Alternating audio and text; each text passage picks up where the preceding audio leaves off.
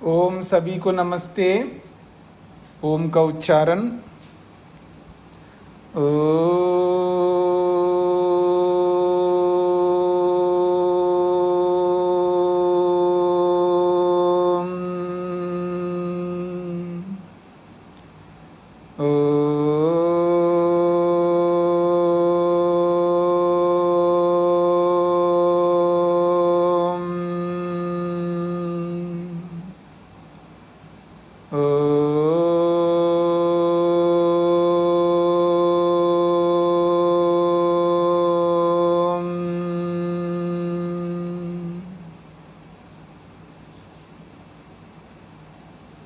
एक 113 कक्षा संख्या है। दूसरे अध्याय के प्रथम आहनिक के 31वें सूत्र को लेकर के हम विचार कर रहे हैं। पृष्ठ संख्या है 82।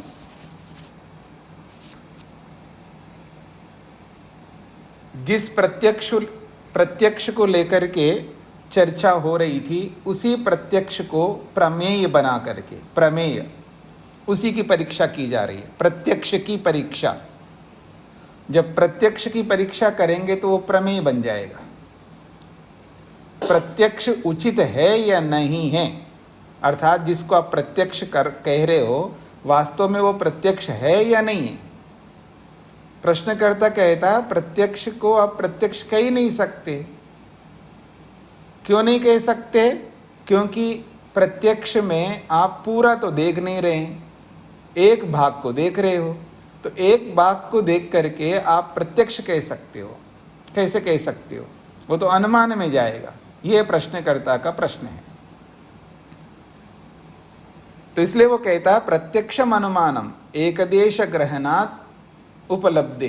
प्रत्यक्ष जो है वो अनुमान है, क्योंकि एक देश के ग्रहण से ही उपलब्धि हो रही है। एक देश के ग्रहण की ही उपलब्धि हो रही है, वहाँ पर सर्वदेश की उपलब्धि हो ही नहीं रही है। ये बातें रखी है।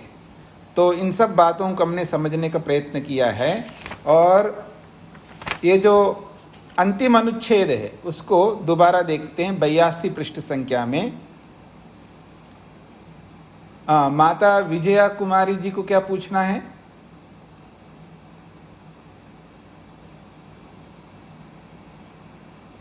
अपना माइक खोलिए, फिर बताइए। हाथ लग गया होगा उसको। अच्छा जी, ठीक है। तो किम पुनः गृह्यमान एकदेशाद अर्थांतरम अनुमेयम मन्यसे, इसको समझने का प्रयत्न करिएगा।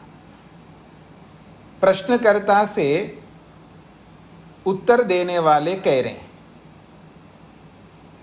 किम, क्या, पुनः, फिर ये बताइए, क्या गृह्यमान एकदेशात, ये जो हम सामने का भाग देख रहे हैं, अर्थात जिसको हम प्रत्यक्ष कर रहे हैं, उस गृह्यमान एक देश से, अर्थात जो हमें गृहीत हो रहा है एक देश वस्तु का, उस एक देश से अर्थांतरम, उससे अलग, भिन्न, अनुमेयम किम मन्य से, इससे भिन्न अनुमान करने योग्य।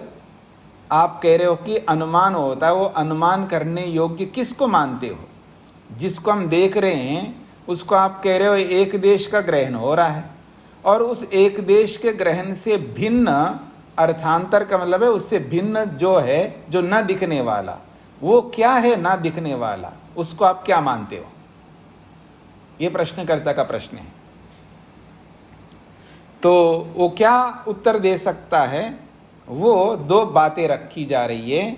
अवयव समूह पक्षे अवयवांतरानी, यदि अवयवों का समूह मानेंगे, किसी भी वस्तु को अवयवों का झुंड मानेंगे, तो उसमें अवयवांतरानी, क्योंकि कुछ अवयवों को आप सामने देख रहे हैं और पीछे के नहीं देख रहे हैं, तो पीछे वाले अवयव अलग है, सामने वाले अवयव अलग है। ये बात सामने आ सकती है। पकड़ रहे हैं जिस बात को? प्रत्यक्ष, जिसको हम प्रत्यक्ष से देख रहे हैं उसको आप प्रत्यक्ष तो माना नहीं है। फिर बोला है क्यों प्रत्यक्ष नहीं है, तो पीछे के भाग को तो आपने देखा नहीं है। तो वो पीछे का भाग क्या है, पीछे के भाग को आप क्या मानते हो, ये प्रश्नकर्ता से पूछना होगा ना सिद्धांती को। तो पीछे के भाग को आप क्या मानते हैं, तो ये उत्तर हो सकता है कि अवयवों का समुदाय मानो। उन अवयवों के समुदाय में सामने वाले अवयव अलग होंगे, पीछे वाले अवयव अलग होंगे, या तो ये बात कहोगे आप। अथवा दूसरी बात कह रहे, द्रव्यांतरोत्पत्ति पक्षे, द्रव्यांतरोत्पत्ति का मतलब है अवयवों से एक अलग द्रव्य बनता है जिसको हम कार्य कहते हैं, क्योंकि अवयव तो कारण हैं और उन कारणों को मिलाने पर एक वस्तु बनती है जिसको आप एक कहते हो, इकाई कहते हो। वो अलग द्रव्य है जिसको हम कार्य कहते हैं, और उस कार्य को क्या बोलेंगे हम, अवयवी बोलते हैं, अवयव और अवयवी। तो कहते हैं द्रव्यांतरोत्पत्ति पक्षे, यदि द्रव्यांतरोत्पत्ति के पक्ष को मानते हो, अर्थात कारण द्रव्यों से कार्य द्रव्य की उत्पत्ति के पक्ष को मानते हैं, तानी च अवयवी च इति।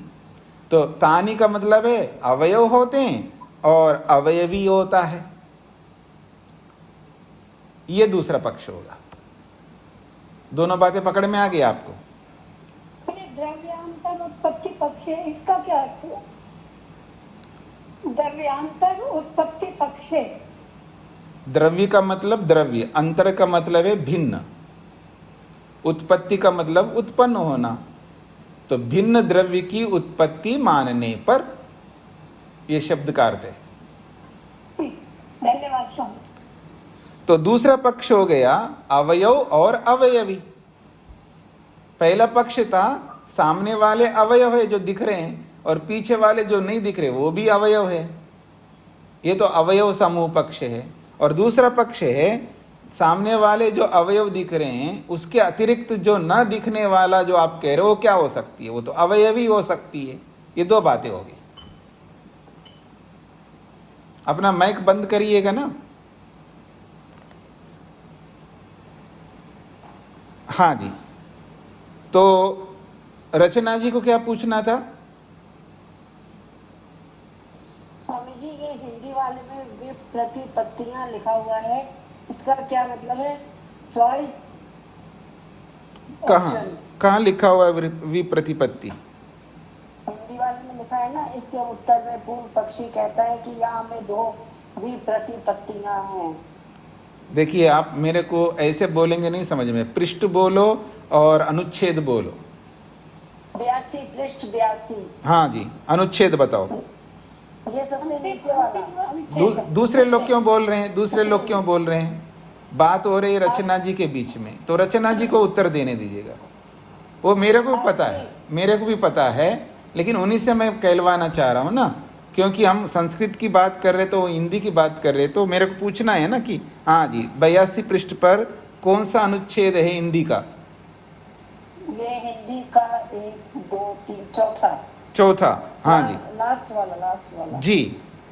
इसके उत्तर में पूर्व पक्षी कहता है कि हम यहाँ हमें दो विप्रतिपत्तियां हैं। विप्रतिपत्तियां से क्या समझे? ऑप्शन नहीं, दो तरीके हैं क्या? नहीं, आपको शब्द को तो समझना पड़ेगा ना। विप्रतिपत्ति बहुत बार आ चुका है शब्द। प्रतिपत्ति क्लियर नहीं हुआ ना, इसीलिए पूछ रहे थे। तो आप आवृत्ति किया करो ना, क्लियर होगा। तो प्रतिपत्ति कहते हैं ज्ञान को, और विप्रतिपत्ति का मतलब है विरोधी ज्ञान। तो दो बातें हैं तो दो विरुद्ध ज्ञान आ गए।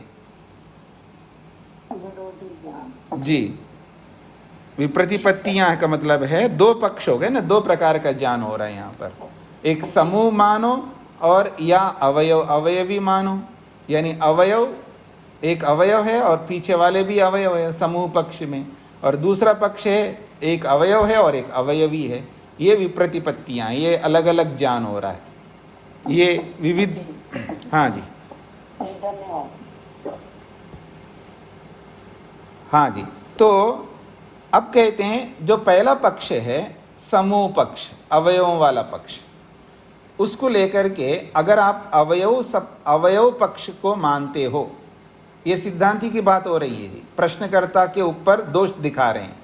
यदि तुम अवयव पक्ष को मानते हो तो अवयव समूह पक्षे तावत एकदेश ग्रहणात् वृक्ष बुद्धि अभाव। यदि आप अवयव समूह पक्ष को मानते हो तो एकदेश ग्रहणात् अवयवों के एक देश को देखने से वृक्ष की बुद्धि उत्पन्न नहीं हो सकती। ये बात पकड़ में आ गई।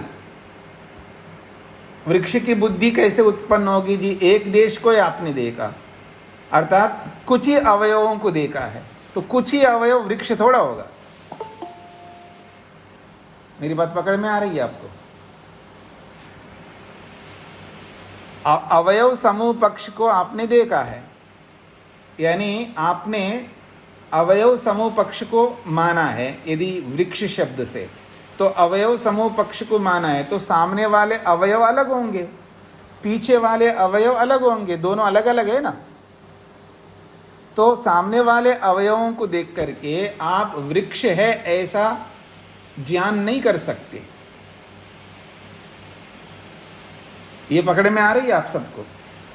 मैं पूछूं क्यों नहीं कर सकते अनीता जी, तो आपका उत्तर ये होगा क्योंकि सामने वाले अवयव और पीछे वाले अवयव दोनों को मिलाने पर वृक्ष बुद्धि बनेगी। ये तो केवल सामने वाले देखे हमने, तो सामने वाले केवल अवयव वृक्ष नहीं है, ये बात है। फिर कहते न अग्रीयमानम एकदेशांतरम वृक्ष, और जो अग्रीयमानम एकदेशांतरम, जो अभी हमने देखा ही नहीं है पीछे वाले भाग को, वो भी अवयव अलग है, और क्या उसको हम वृक्ष माने? वो भी वृक्ष नहीं हो सकता। ये बात पकड़ में आ रही है? केवल सामने वाले अवयव वृक्ष नहीं है और केवल पीछे वाले अवयव वृक्ष नहीं है, तो आपको वृक्ष का अनुमान कैसे हुआ? समझने का प्रयत्न करो। उसने ये कहा है कि वृक्ष का प्रत्यक्ष नहीं हो सकता, वृक्ष का तो अनुमान होगा। तो हमने पूछा है आप ये बताइए जो सामने वाले जो दिख रहा है उसके अतिरिक्त न दिखने वाली क्या चीज है? तो उसके दो उत्तर आए। एक तो है अवयव समूह पक्ष, अवयवों का झुंड है, तो अवयवों का झुंड है। अब वो एक वस्तु नहीं है, वो अवयवों का समुदाय है। तो सामने वाले अवयव पीछे वाले अवयव अलग अलग है, तो सामने वाले अवयव केवल जिसको हमने देखा है वो केवल सामने वाले अवयव वृक्ष कहलाएगा? नहीं कहलाएगा। क्यों? वृक्ष तो पीछे वाले और सामने वाले मिलकर के वृक्ष कहलाएगा ना, केवल सामने वाले अवयव वृक्ष नहीं है। ये बात पकड़ में आ गई। अब पीछे वाले अवयव क्या वृक्ष है? वो भी नहीं है। न सामने वाले अवयव वृक्ष है न पीछे वाले अवयव वृक्ष है। तो आपको अनुमान क्या हुआ? वृक्ष का अनुमान तो हो नहीं सकता।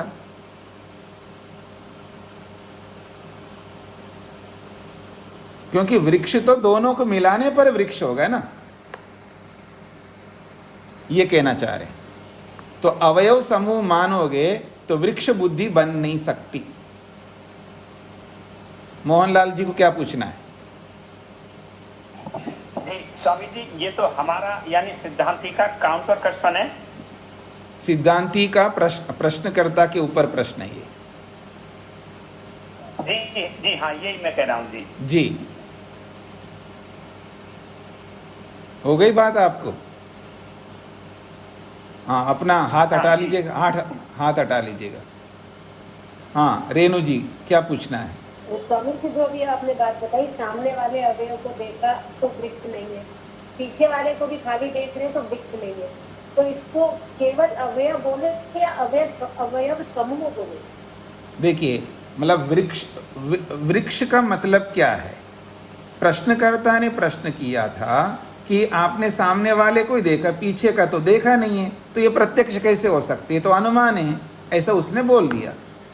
प्रत्यक्ष को स्वीकार ही नहीं कर रहा है, उसको अनुमान ठहरा रहा है। तो अब हमें तो पूछना होगा ना भाई, जो आप सामने वाले को जो देखा है, तो जो पीछे वाले नहीं दिख रहा वो क्या चीज है, ये तो पूछना होगा ना हमको। हम तो ये पूछेंगे। नहीं, ये मैं समझ गई। हाँ जैसे द्रव्यांतर वाला जो दूसरा मत था, अवयव और अवयवी वाला, हाँ। ठीक है, हाँ जी। ये पहले मत का मतलब प्रश्न है उनका। हाँ जी। तो इसमें हम अवयव शब्द यूज करें या अवयव समूह शब्द यूज करें? नहीं, समूह तो दोनों को मिला करके होगा।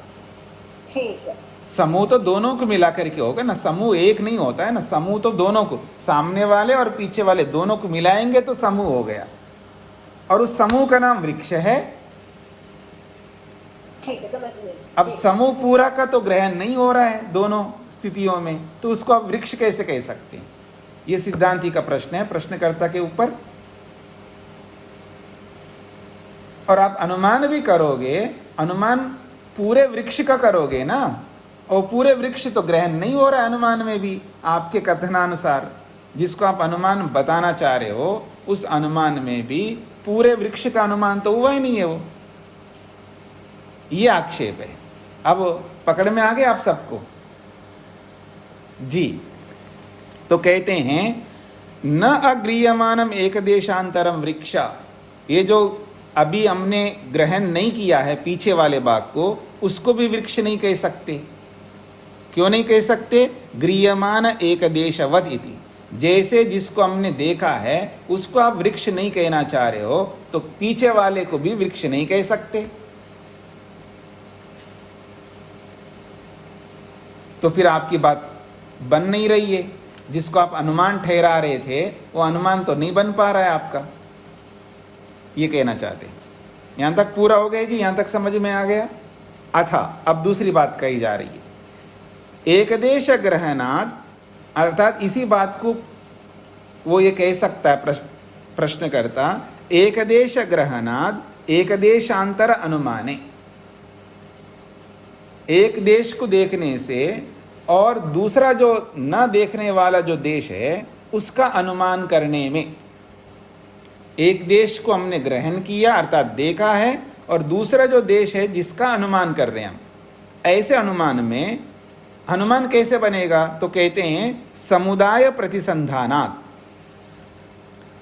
तो सामने वाले और पीछे वाले को समुदाय बना करके एक बना दो, तत्व वृक्ष बुद्धि, तब वृक्ष की बुद्धि होगी, दोनों को मिलाने पर होगी।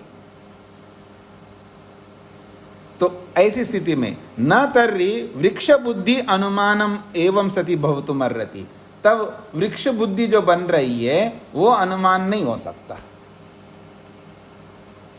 वही वाली बात है, इस बात को पकड़ लीजिएगा। जब दोनों को मिलाने पर वृक्ष है ना, अब दोनों को मिलाने पर वृक्ष बनेगा, तो सामने वाले अवयव तो प्रत्यक्ष है हमारे को, और पीछे वाले अवयव अप्रत्यक्ष है, ठीक है ना? तो सामने वाले को आपने प्रत्यक्ष स्वीकार नहीं किया है, तो पीछे वाले अवयवों को ही अनुमान कैसे कहेंगे आप? वो तो अपूर्ण है ना, क्योंकि दोनों सामने वाले पीछे वाले मिलकर के एक बनेगा, तब आप अनुमान करोगे। अनुमान में तो पूरा ज्ञान होता है ना वस्तु का, अनुमान में वस्तु का पूरा ज्ञान होता है ना। धुएं से हम अग्नि का अनुमान करते हैं, तो अग्नि आधा अनुमान थोड़ा होगा, पूरा अनुमान होगा। तो यहां जिसको आप अनुमान कहना चाह रहे हो वो अनुमान तो बन ही नहीं रहा यहां पर, क्योंकि समूह में वृक्ष बुद्धि है, केवल पीछे वाले अवयवों में वृक्ष बुद्धि नहीं है। तो फिर आप अनुमान किसका किया है? अनुमान तो हो ही नहीं सकता आपका, ये कहना कह रहे। न तर्हि वृक्ष बुद्धि अनुमानम एवं सति भवितुमर्हति। एवं सति का मतलब है, अगर आप ऐसा मान रहे हो कि सामने वाले अवयवों को देख करके पीछे वाले अवयवों का अनुमान होता है, तो ऐसा मानने पर वृक्ष बुद्धि तो नहीं बन सकती, अर्थात ये अनुमान नहीं बन सकता। स्पष्ट हो गया? अब वो दूसरा पक्ष आ रहा है, द्रव्यांतरोत्पत्ति पक्ष। द्रव्य अंतर उत्पत्ति पक्ष, अर्थात दूसरे द्रव्य को उत्पन्न मानेंगे, अर्थात अवयवों से अवयवी बन जाता है। तो अवयव अलग है, तो अवयवी अलग है, तो अवयवी क्या है? वो कार्य है। तो दूसरे द्रव्य की उत्पत्ति हो गए ना, यानी कारणों से कार्य द्रव्य की उत्पत्ति अगर हम मानते हैं, यह है द्रव्यांतर उत्पत्ति का मतलब। अब वो जो कार्य द्रव्य होता है, वो कार्य द्रव्य जो है वो क्या चीज है, वो कारणों से अलग होगा। तो कारण क्या है, अवयव है। तो कार्य क्या है, वो अवयवी है, उसको अवयवी मानते हैं हम लोग। अर्थात एक है ना, वो एक वस्तु है, उसको अवयवी कहते हैं, तभी एक कहेंगे ना। तो कार्य द्रव्यांतरोत्पत्ति पक्ष में न अवयवी अनुमेय,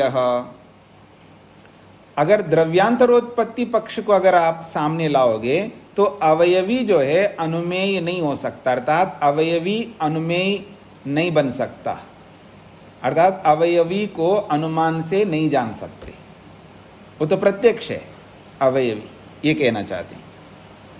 क्यों क्यों जी, आपने तो सामने वाले को ही देखा है, पीछे वाले को तो देखा नहीं है।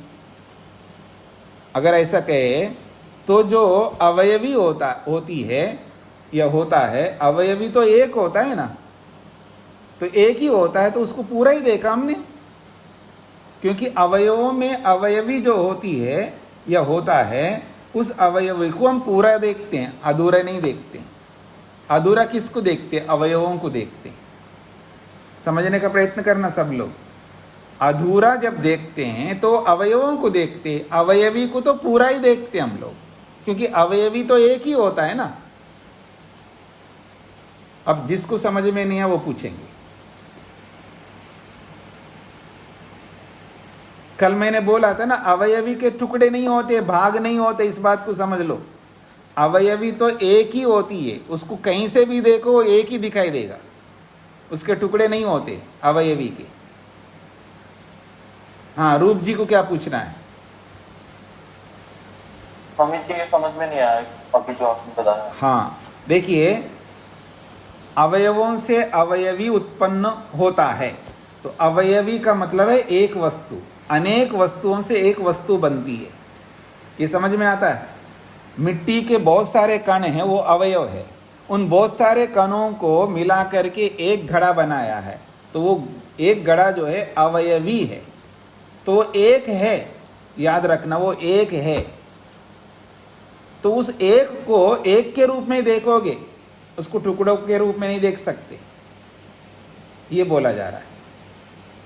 तो जब घड़ा हमारे सामने घड़ा रखा है, उसको आप सामने से देख रहे हैं, पीछे का घड़ा नहीं दिख रहा, ऐसा नहीं होता, पूरा घड़ा दिख रहा है, क्योंकि घड़ा तो एक ही होता है।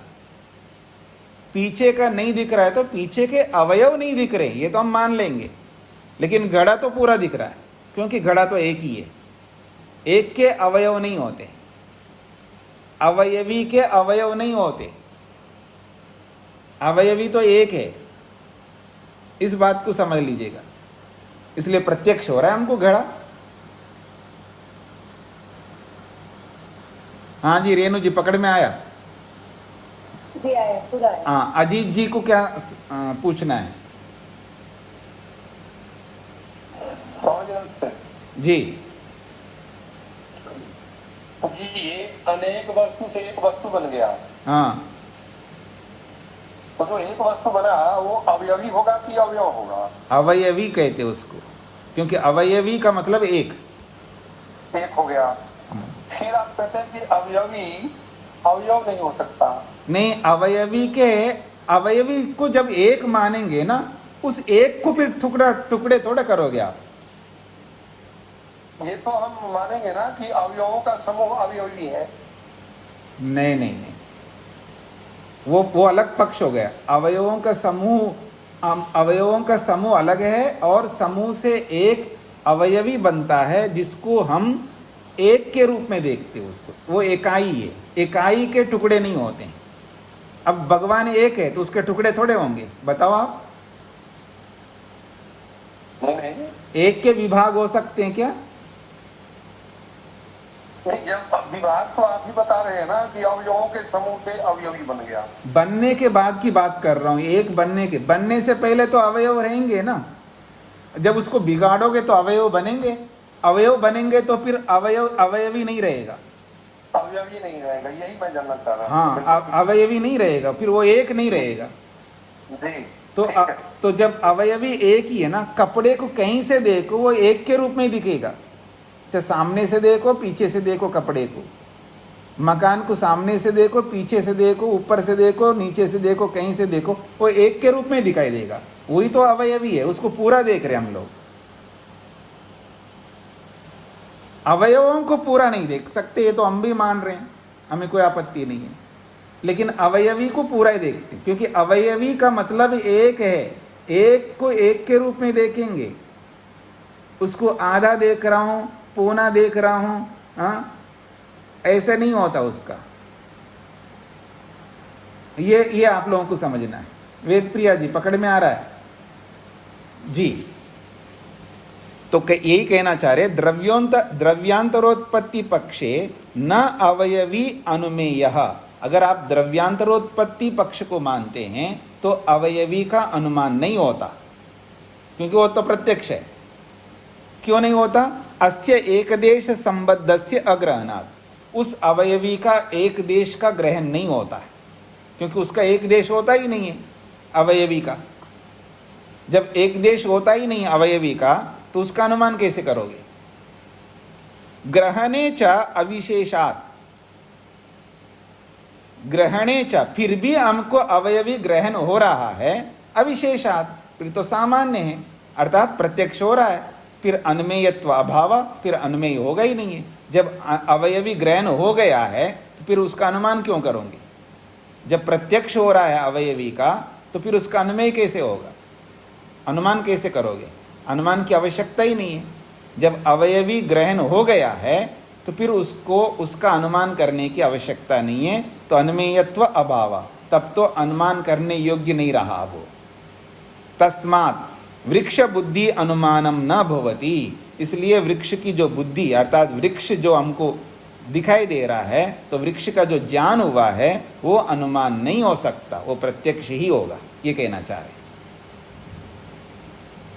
हाँ जी, पंक्तियां नहीं लगी हो, कोई शब्द समझ में नहीं आई हो तो पूछ सकते हैं। हाँ जी, सविता जी को क्या पूछना है? स्वामी जी नमस्ते जी। स्वामी, ये जो पंक्ति है द्रव्यांतरोत्पत्ति पक्षे, ये तो समझ आ गया, ना अव्यय अनुमेय है, ये कि अव्यय अनुमेय नहीं बन सकता, यही इसका अर्थ है ना? नहीं, इसको संधि विच्छेद करो। ना अलग हो गया, अवयवी अलग हो गया और अनुमेय अलग हो गया। तीन शब्द है इसमें, ना अलग है, अवयवी अलग है और अनुमेय अलग है। तो अवयवी का अनुमान नहीं हो सकता। ठीक है स्वामी जी, धन्यवाद जी। स्वामी जी, हाँ जी। प्रतिसंधानार्थ क्या है? हाँ जी, समुदाय प्रतिसंधानार्थ, क्या बोला आपने? समुदाय प्रतिसंधानार्थ, अर्थात समुदाय को दोनों का संयोग करके ही वृक्ष कहेंगे। संधान का मतलब है सामने वाले अवयव को और पीछे वाले अवयव को, दोनों को जोड़ेंगे। संधान का मतलब दोनों को जोड़ने पर ही वृक्ष बुद्धि बनेगी। केवल सामने वाले को वृक्ष नहीं कह सकते, केवल पीछे वाले को वृक्ष नहीं कह सकते, ये इसका अभिप्राय है। जी जी स्वामी जी, धन्यवाद जी। हाँ जी, स्नेहा जी को क्या पूछना है? श्वेता जी, श्वेता जी। नमस्ते स्वामी जी। हाँ जी, हाँ जी।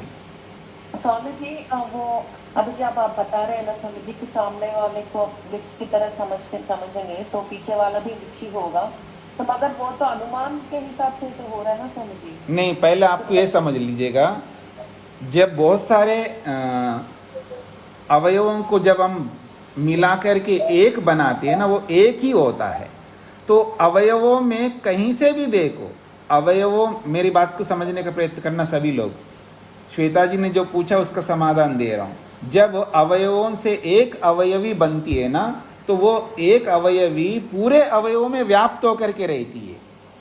वो अवयवी पूरे अवयवों में व्याप्त होकर के रहता है, तो उसको किसी भी कोने से देखो वो अवयवी पूरा दिखेगा। सामने से देखो, पीछे से देखो, बाएं से देखो, दाएं से देखो, ऊपर से देखो, नीचे से देखो, क्योंकि वो एक है ना अवयवी, जिसको हमने एक माना है, चाहे घड़ा माना है या जो भी रोटी माना है, ये जो भी आपने माना है, रोटी को आप किनारे से देखो, बीच में से देखो, दाएं से देखो, बाएं से देखो, पिछले तरफ से देखो, आगे की तरफ से देखो, रोटी को उठा करके इस हाथ में पकड़ करके वो एक के रूप में ही दिखाई देगा, क्योंकि वो सारे अवयवों में एक रोटी व्याप्त होकर के रहती है। तो ऐसे ही सारे अवयवों में घड़ा व्याप्त होकर के रहती, क्योंकि वो एक घड़ा है। तो पूरे कपड़े में एक कपड़ा जो है व्याप्त होकर के रहता है, ऐसा नहीं तो फिर वो एक नहीं रहा है ना, उसके भी टुकड़े करोगे तो वो भी अवयव हो गया, फिर तो आपने एक तो बना ही नहीं है, वो समुदाय माना जाएगा। और जब समुदाय मानोगे तो फिर प्रत्यक्ष हो नहीं सकेगा, क्योंकि सामने वाले जिसको आप देख रहे हो उतना ही प्रत्यक्ष होगा, और उतना वो कपड़ा नहीं है, उतना वो घड़ा नहीं है, उतना वो वृक्ष नहीं है, उतना वो मनुष्य नहीं है जितना आपने देखा है। तो कैसे निर्धारण करोगे आप? इसीलिए ये कल्पना की गई है कि अवयवों को मिला दो और मिला करके एक बना दो, और वो जो एक है उसका नाम रखा अवयवी, और वो एक अवयवी पूरा दिखेगा। अब ये आपको समझ में नहीं आया है तो आत्मा को सामने रखो। आत्मा में तो अवयव होते ही नहीं है, वो एक ही चीज है। अब उस एक को एक के रूप में देखोगे। अब ये थोड़ा कहोगे मैं सामने से देखा, पीछे से नहीं देखा, पीछे के भाग दिख नहीं रहे हैं, ऐसा थोड़ा होगा। वो एक ही है आत्मा।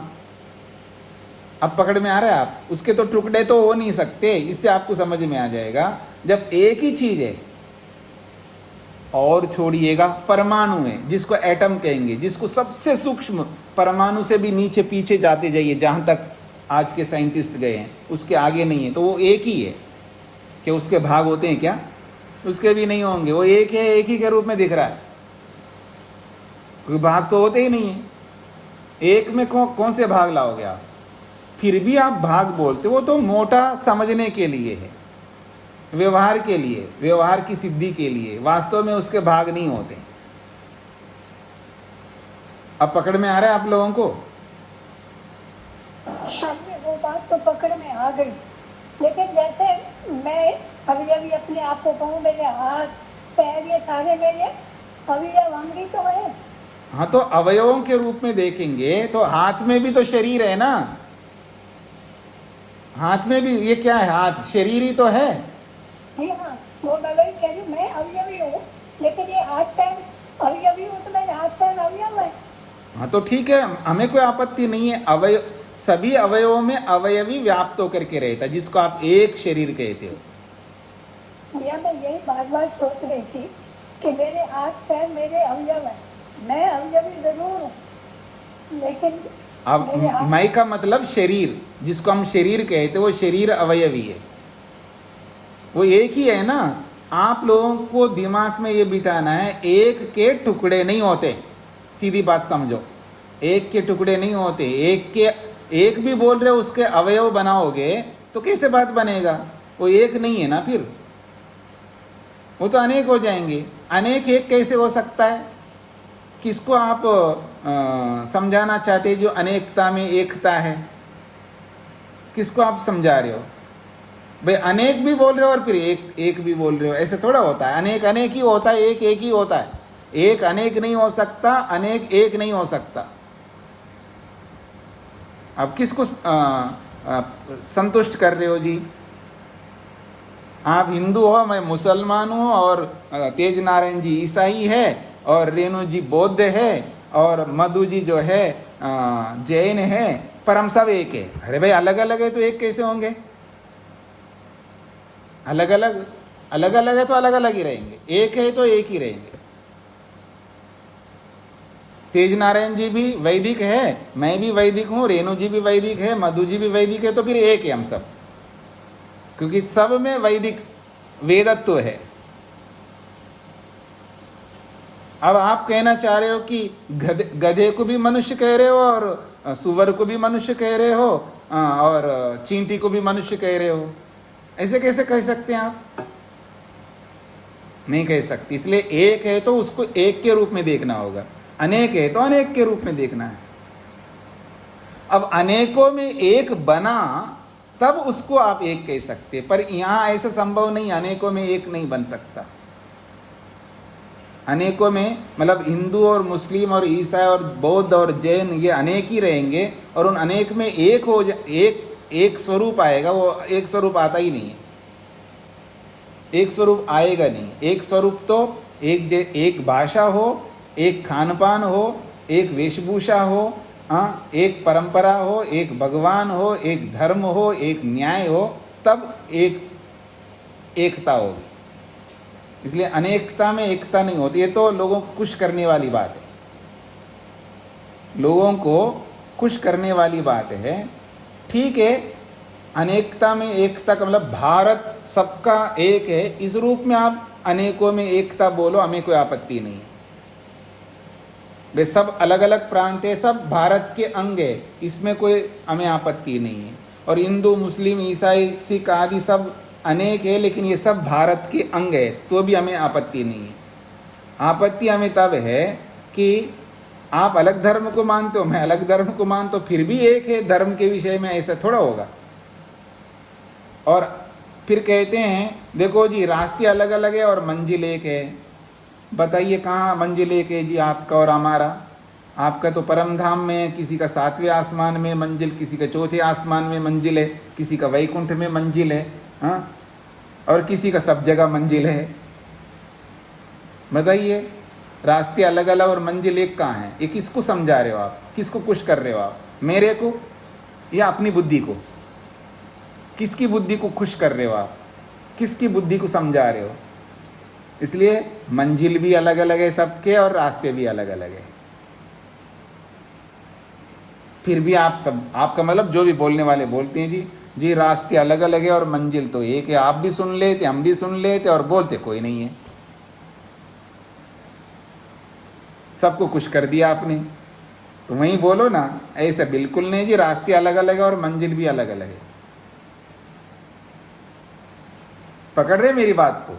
तो वास्तविकता को समझने का प्रयत्न करिएगा। एक जब है तो उसके टुकड़े नहीं कर सकते एक के। अब टुकड़े जब करेंगे तो फिर अवयव बन जाएंगे। फिर अवयव आते ही अवयवी एकत्व हट गया, अब एक नहीं रहा, अब वो एक नहीं रहा। इस बात को समझने का प्रयत्न करना। मैं ये नहीं कह रहा हूं घड़े के टुकड़े नहीं हो सकते, बिल्कुल होंगे। जैसे टुकड़े करोगे, टुकड़े के रूप में देखोगे तो अवयव समाप्त है, अवयवी नहीं रहा, अब घड़ा नहीं रहा। अवयवों में घड़ा नहीं होता है, द्रव्यांतरोत्पत्ति में घड़ा होता है। अर्थात अवयव हट गए, अब अवयवी आ गया, तब घड़ा होगा, फिर वो एक है। तो उसको एक के रूप में पूरा प्रत्यक्ष कर रहे हैं। कहीं से भी देखो एक के रूप में दिखाई देगा, इसलिए प्रत्यक्ष है।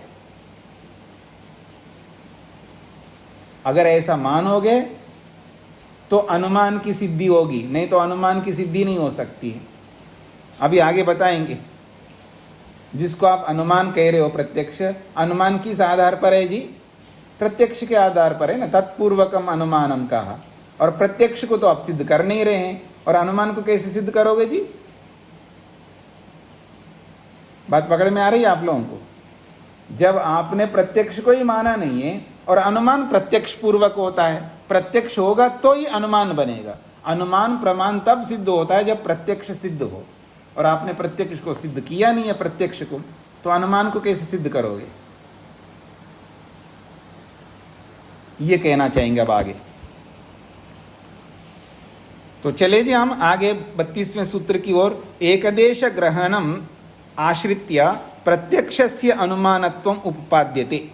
सिद्धांती कहना चाह रहे हैं एक देश ग्रहण को आश्रय बना करके प्रत्यक्ष को ही प्रश्नकर्ता अनुमान की सिद्धि करना चाहता है। एक देश ग्रहणम आश्रित्य, एक देश ग्रहण को आश्रय लेकर के प्रत्यक्षस्य, प्रत्यक्ष को, अनुमानत्वम, उसको अनुमान के रूप में, उपपाद्यते, वो सिद्ध करना चाहता है या सिद्ध करता। तच्च न, उसकी बात ये सिद्ध नहीं हो सकती है। तच्चा वह उसकी ये बात न नहीं बन सकती, सिद्ध नहीं हो सकता। क्यों? न प्रत्यक्षम अनुमानम, प्रत्यक्ष अनुमान थोड़ा होगा। यावत तावत अपि उपलम्भात, यावत तावत अपि उपलम्भात, इसका मतलब है जितना भी आप देख रहे हो वो उतना तो प्रत्यक्ष है। यावत तावत, जितना भी, यावत तावत का मतलब है जितना आप देख रहे हो उतना तो प्रत्यक्ष है। तो प्रत्यक्ष तो सिद्ध हो ही गया, फिर अनुमान काहे को कह रहे हो आप? चलो सारी बातें हम पीछे की छोड़ते हैं, लेकिन आप कह रहे हो एक देश को देखा, तो एक देश तो प्रत्यक्ष हो गए ना। अब उस प्रत्यक्ष को अनुमान कैसे कहोगे भले आदमी? तो कह रहे हैं यावत तावत, जितना भी आपने देखा है, उपलम्बात, उसका ज्ञान तो हो रहा है प्रत्यक्ष रूप में ज्ञान। इसलिए न प्रत्यक्षम अनुमानम, प्रत्यक्ष अनुमान नहीं हो सकता। कस्मात, क्यों? प्रत्यक्षेनैव उपलम्भात, प्रत्यक्ष तो प्रत्यक्ष से ही उपलब्ध हो गया। उपलम्ब का मतलब ज्ञान, प्रत्यक्ष से ही ज्ञान होने से, प्रत्यक्ष का ज्ञान प्रत्यक्ष से ही हो रहा है। प्रत्यक्षेन एव उपलम्भात, उपलम्ब का मतलब है ज्ञान, उपलब्धि, अनुभव, प्रत्यक्ष से ही अनुभव होने से। इसलिए प्रत्यक्ष से ही प्रत्यक्ष का अनुभव हुआ है, तो उसको अनुमान कैसे कहेंगे हम? यत् तदेक देश ग्रहणम आश्रियते प्रत्यक्षेन असौ उपलम्भः। यद तद एकदेश ग्रहणम आश्रियते, जो जिसको आप एक देश का ग्रहण स्वीकार कर रहे हो, यानी एक देश को आपने ये स्वीकार तो किया है ना कि ये प्रत्यक्ष है। इंद्रियार्थ सन्निकर्ष से ही तो प्रत्यक्ष होता है, और उसको आपने प्रत्यक्ष को माना है। यत् तद, जो वह एकदेश ग्रहणम, जो एक देश का ग्रहण हुआ है प्रत्यक्ष के रूप में, उसको आश्रय लिया है। तो वो जो आश्रय जिसको लिया है वो प्रत्यक्षेन असौ उपलम्ब, वो प्रत्यक्ष से ही तो ज्ञान हुआ है। वो एक देश तो प्रत्यक्ष तो हो गए ना वो। न च उपलम्ब निर्विषयो अस्ति, और ये जो उपलम्ब, उपलम्ब का ये जो ज्ञान हुआ है, न च उपलम्ब, ये जो ज्ञान है वो निर्विषयो अस्ति, न निर्विषयो अस्ति, वो बिना विषय वाला नहीं है। मतलब जिसको हम प्रत्यक्ष देखा है वो बिना विषय के थोड़ा देखा है, विषय है तभी तो देखा हमने। यावत च अर्थजातम तस्य विषयः, यावत च अर्थजातम, जितना भी आपने देखा है वो उस ज्ञान का विषय बनेगा, वो प्रत्यक्ष ज्ञान का विषय बन रहा है। जितना भी आप देख रहे हो सामने से वो प्रत्यक्ष तो हो गए ना। मान लो आपने जितना, भाई इतना ही आपने देखा है तो उतना तो प्रत्यक्ष है ना आपके लिए। तावत अभ्यनुज्ञायमानम, और उतना तो आपने अभ्यनुज्ञायमानम स्वीकार किया प्रत्यक्ष के रूप में। तो प्रत्यक्ष व्यवस्थापकम भवति, फिर वो प्रत्यक्ष का वो कारण बन रहा है। प्रत्यक्ष तो आपने मान ही लिया है। जब प्रत्यक्ष माना है तो भले आदमी प्रत्यक्ष को मान करके फिर कैसे खंडन कर सकता है, इसका अभिप्राय है। हाँ जी, समझ में आ रहा है? ना प्रत्यक्षम अनुमानम, प्रत्यक्ष अनुमान नहीं हो सकता। कस्मात, क्यों नहीं हो सकता? प्रत्यक्षेण एव उपलम्बात, प्रत्यक्ष से ही ज्ञान होने से। यत् तद, जो ये एकदेश ग्रहणम, जो एक देश का ज्ञान हमको हो रहा है, और उस एक देश को आश्रय लेकर के आप उसको बोल रहे हो, तो वो एक देश प्रत्यक्षेन असौ उपलम्बा, वो प्रत्यक्ष से ही ज्ञान हुआ है। जिस एक देश को आपने देखा बोला है, वो एक देश जो देखा हुआ एक देश है वो प्रत्यक्ष से ही ज्ञान हुआ। न च उपलम्बा, और ये जो प्रत्यक्ष से जो ज्ञान हुआ है, न निर्विषयो अस्ति, अर्थात ना को भी ना छोड़ो, निर्विषयो, हाँ ना जोड़ना पड़ेगा, बिना विषय वाला नहीं है वो ज्ञान। जो हमको ज्ञान हो रहा है सामने वाले का, वो बिना विषय के ही ज्ञान हो रहा हो ऐसा नहीं है। वहाँ विषय को हमने देखा आंखों से, इसलिए ज्ञान हो रहा है, और जितना भी हमने देखा उतना तो प्रत्यक्ष ही है। इसलिए कह रहे यावत च अर्थजातम, जितना भी आपने देखा है, यावत का मतलब जितना भी आपने देखा आंखों से, तस्य विषय, उस ज्ञान का विषय बनी गए वो। तावत अभ्यनुज्ञायमान, उतना तो आपने स्वीकार किया था प्रत्यक्ष के रूप में, तो प्रत्यक्ष व्यवस्थापकम, तो प्रत्यक्ष प्रमाण का वो व्यवस्थापक बनेगा, अर्थात प्रत्यक्ष को मनवा रहा है वो, आपने स्वीकार किया है। जब स्वीकार किया है प्रत्यक्ष को, तो फिर उसको आप अनुमान कैसे कह सकते हो, ये सिद्धांति कह रहे हैं। पकड़ में आ गए जी यहां तक। अब कहते हैं किम पुनः ततो अन्यद अर्थ जातम, जब प्रत्यक्ष हो ही गया है फिर उससे भिन्न और क्या अर्थ बच गया जी, जिसको आप अनुमान कहना चाहते हो। जब आपने प्रत्यक्ष तो कर ही लिया है, हाँ, फिर किम पुनः तथा अन्यद, जो हमने प्रत्यक्ष किया उससे भिन्न वो कौन सा अर्थ है जिसको आप कह रहे हो उसको अनुमान के रूप में, वो क्या है? तो वो दो बातें कह सकता है, अवयवी समुदायो वा, चाहे वो अवयवी है या समुदाय है, इसके अतिरिक्त और कुछ कह नहीं सकता वो। न च एकदेश ग्रहणम अनुमानम भावेतुम शक्यम, एक देश ग्रहण को अनुमान आप नहीं कह सकते, एत्वाभावादिति, हेतु के ना होने से।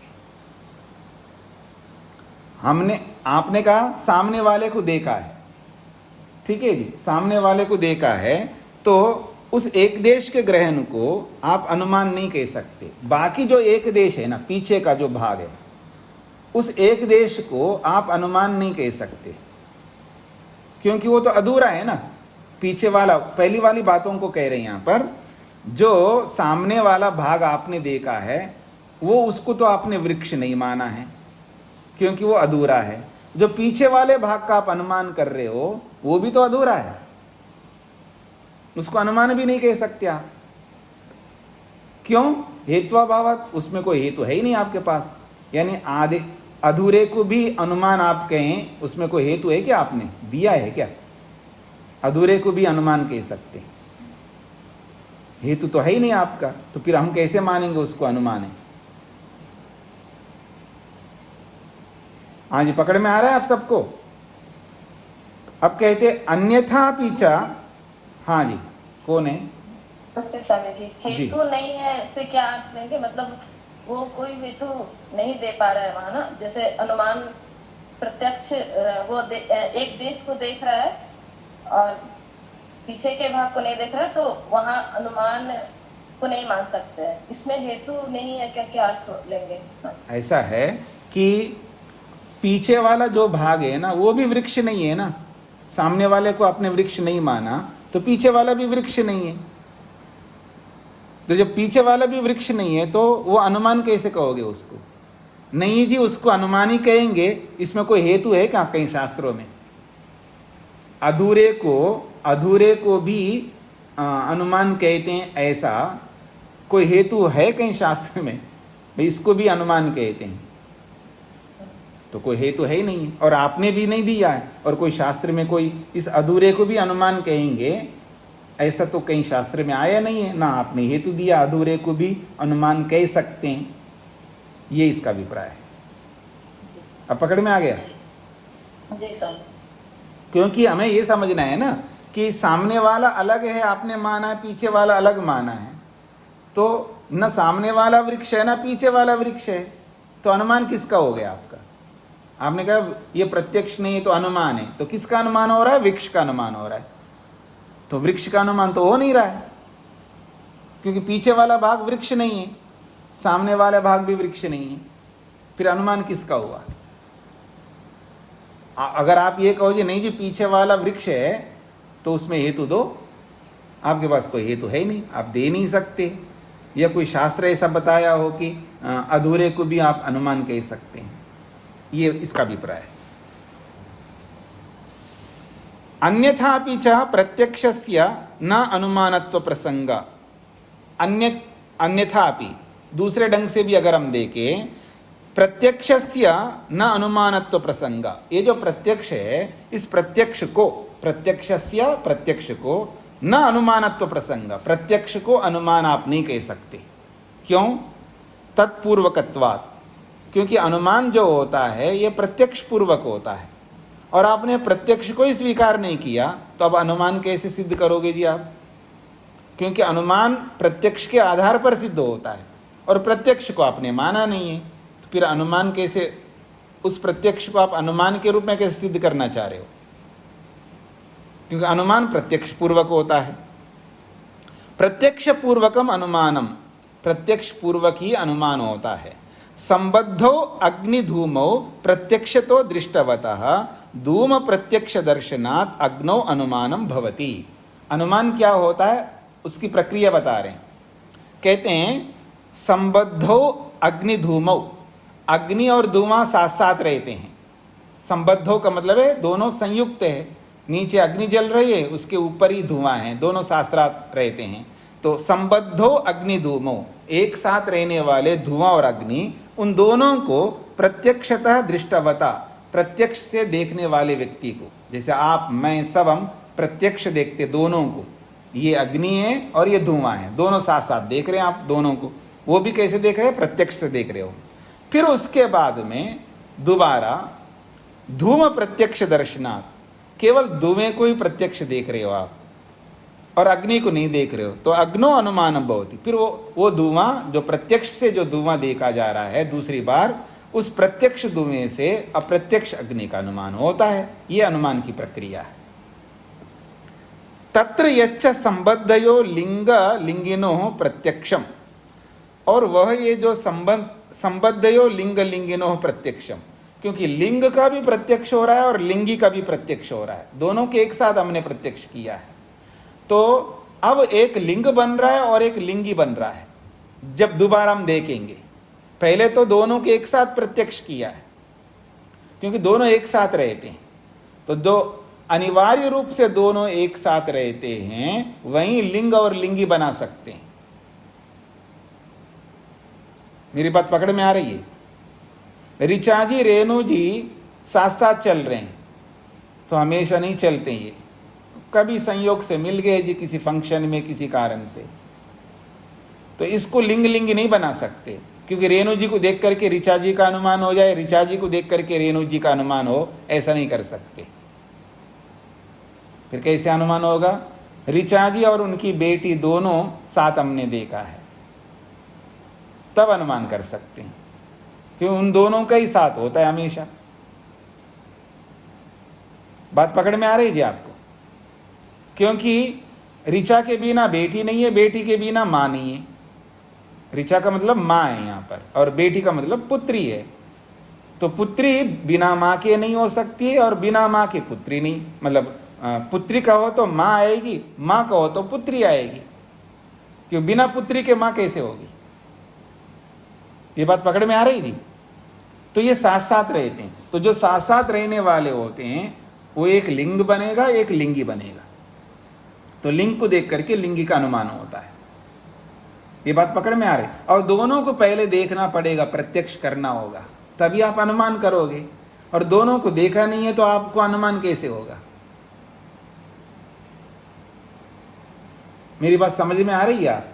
मान लीजिएगा मैं एक बाजा बजाऊं, हमने कभी पहले सुना ही नहीं है, उसका थोड़ा अनुमान करेंगे ये किसका शब्द है, किस यंत्र का? बाजा नहीं दिखाया आपने, बाजा नहीं दिखा रहा हूं आपको, मतलब मैं अपने वीडियो को बंद कर दूंगा, फिर बाजा बजाऊंगा मैं, और आप उस ध्वनि को तो सुन रहे हो, लेकिन ये किसकी ध्वनि है ये नहीं पता लगा सकते, क्योंकि आपने कभी सुना नहीं है। मेरी बात समझ में आ रहा है? आपने ढोलक और उसकी ध्वनि को सुना एक साथ, हाँ, ड्रम और उसकी ध्वनि को सुना एक साथ, वायलिन का और उसकी ध्वनि को आपने एक साथ, जिसका आपने सुना है दोनों एक साथ, और दोबारा जब सुनेंगे एक को सुन रहे हो और एक को नहीं देख रहे हो, तब आप अनुमान करोगे ना। तो लिंग संबद्धयो लिंग लिंगिनो प्रत्यक्षम, जो संबंध है एक दूसरे के संयुक्त है, दोनों साथ साथ रहते हैं, एक लिंग और लिंगी, वो दोनों का प्रत्यक्ष होता है। यच्च लिंग मात्र प्रत्यक्ष ग्रहणम, बाद में केवल लिंग मात्र का प्रत्यक्ष हम करते हैं, तब लिंगी का अनुमान होता है। न एतद अंतरेण अनुमानस्य प्रवृत्तिरस्ति, इसके बिना अनुमान की प्रवृत्ति हो नहीं सकती। अनुमान की प्रवृत्ति इसी प्रकार की होती है, लिंग और लिंगी दोनों के एक साथ पहले प्रत्यक्ष करना होता है, फिर उसके बाद में लिंग को देख करके लिंगी का अनुमान होता है। ये अनुमान की प्रक्रिया है। यहां तक समझ में आ गई जी?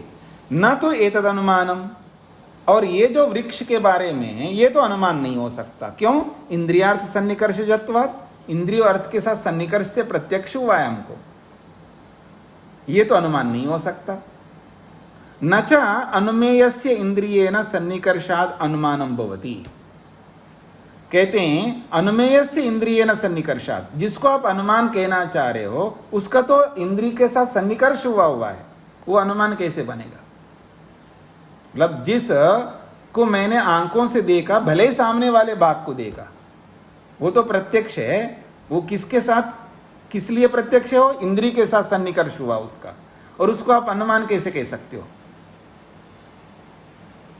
तो सो अयम प्रत्यक्ष अनुमानयो लक्षण भेद महान आश्रयितव्य।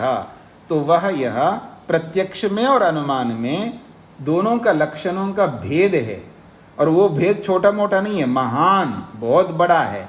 उस बहुत बड़े अंतर को आश्रय लेना चाहिए हमको, उस बहुत बड़े अंतर को समझ लेना चाहिए कि अनुमान कैसा होता है और प्रत्यक्ष कैसा होता है। दोनों के अंतर को समझ लेना चाहिए। दोनों में जमीन आसमान का अंतर है। प्रत्यक्ष के लक्षण में और अनुमान के लक्षण में बहुत भेद है। प्रत्यक्ष को आप अनुमान कैसे कह सकते हो, ये इसका अभिप्राय है। हाँ जी, कोई पंक्ति कोई शब्द आपको पकड़ में नहीं आए तो पूछ सकते हैं। अनीता जी को क्या पूछना है? ओम स्वामी जी प्रणाम। यहाँ लिंग और लिंगी के बारे में आया है, तो स्वामी जी मतलब जिसको हम बाद में देखेंगे तो वो लिंग ही बनेगा ना, ऐसा ही होगा ना? क्या पूछना क्या चाहते हैं आप?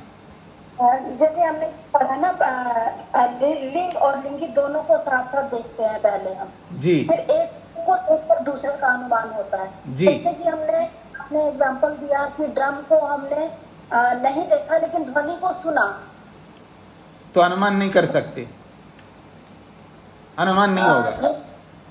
अच्छा, उसका अनुमान मतलब हमें पहले प्रत्यक्ष मतलब ड्रम को ही देखना है, फिर हम अनुमान कर सकते हैं, ये मतलब है? दोनों को देखना है जी स्वामी जी, पहले तो दोनों को देखना है, लेकिन जब हम दूसरी बार देख रहे हैं तो दूसरी बार हम अगर ध्वनि को सुनने से भी हमें पता लग जाएगा ना कि हाँ, तो ऐसे ही होगा ना, अनुमान तो ऐसे होगा। ध्वनि सुन रहे हैं हम लेकिन ड्रम को नहीं देख रहे हम लोग। मतलब कमरे के अंदर जो है ड्रम बजा रहा है व्यक्ति, और वो ध्वनि तो हमको सुनाई दे रही है और ड्रम नहीं दिखाई दे रहा है, तभी तो हम उसको पहचानेंगे। जी, और तो इसमें मतलब वो जो ध्वनि है जो हम सुन रहे हैं वो लिंग बन जाएगा ना? हाँ जी, हाँ जी, हाँ जी, बिल्कुल जी जी। मेरी कल अदृष्ट की बात हो रही थी जी, तो अदृष्ट में क्या क्या आ जाता है? अदृष्ट के कारण क्या ये सारा संसार अदृष्ट के कारण बनता है? हाँ जी। इसको एक बार अगर फिर से बोल देंगे तो हमें समझ आ जाएगा। माता जी, अदृष्ट का मतलब है पाप पुण्य। जी, पाप पुण्य कहो, धर्माधर्म कहो, यही अदृष्ट है। और इसको क्या समझाना है? इसी पाप पुण्य के कारण से संसार बनता है। बस संसार बनने के पीछे क्या कारण है? पाप पुण्य है, और कोई कारण नहीं है संसार के बनने के पीछे। जी, बस हो गया। हाँ, रचना जी को क्या पूछना है? रानी जी, ये जो पिछला वाला था ना 83 पेज पे, हाँ, ये ऊपर से जो पहला वाला हिंदी का है ना, अपलाप होने लगेगा, इस बुद्धि का ही अपलाप होना। अपलाप का क्या मतलब है? कहाँ पर है? 83 पृष्ठ संख्या में ये जो इस पर सिद्धांति का उत्तर है, ये वाला है ना जो पैराग्राफ। अनुच्छेद बताइए ना, अनुच्छेद संख्या बताओ। पहला अनुच्छेद, दूसरा अनुच्छेद, तीसरा अनुच्छेद, अनुच्छेद भी बोलो ना साथ में। पहला अनुच्छेद। हाँ, ये बोलो तो पूरा है ना। हाँ। इस पर सिद्धांति का उत्तर है, ये वाला अनुच्छेद है ना, तो उसमें तीसरी लाइन में नीचे है अपलाप होने लगेगा। तो पहले अनुच्छेद, माता जी थोड़ा ध्यान शांति रखो। पहले अनुच्छेद में तो 2 ही पंक्ति है, तो दूसरा अनुच्छेद है, दूसरे अनुच्छेद का तीसरा पंक्ति बताइए। हाँ हाँ, पकड़ में आ गई। इस बुद्धि का ही अपलाप होने लगेगा।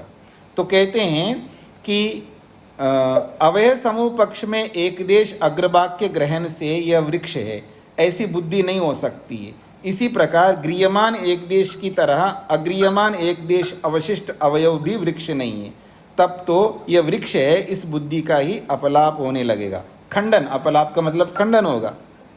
अच्छा, हाँ, मतलब एक बुद्धि, वृक्ष बुद्धि तो बनी ही नहीं है, तो वृक्ष बुद्धि का खंडन हो रहा है। जी जी, ठीक है जी, धन्यवाद। जी जी। वेद प्रिया जी को क्या पूछना है? समय हो गया, जब एक के बाद एक हाथ खड़े हो रहे हैं, तो इसलिए ऐसा करते हम, आप कल पूछ लीजिएगा जिनका। भीमसेन जी ने भी हाथ खड़ा किया, आपने भी हाथ खड़ा किया। अब मैं एक एक का उत्तर देते रहूँगा तो और भी हाथ खड़ा करेंगे, समय पूरा हो गया आपका। तो कल पूछ लीजिएगा जरूर आप दोनों। जी, ओम शांति शांति शांति ही।